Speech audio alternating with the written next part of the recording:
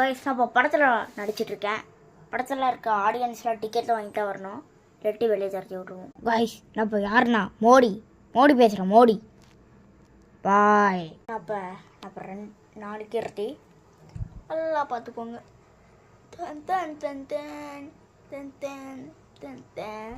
நான் தான் இப்போ பிஸ்கட் பாண்டியன். பிஸ்கட்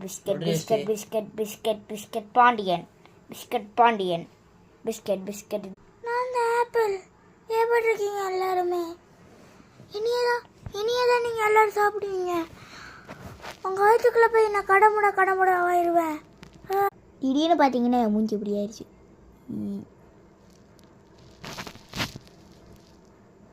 என் நார்மல் ஃபேஸ் வந்துட்டு நான் இப்போ டான்ஸ் ஆட்டிகிட்டு இருக்கேன். ஜிங்க ஜா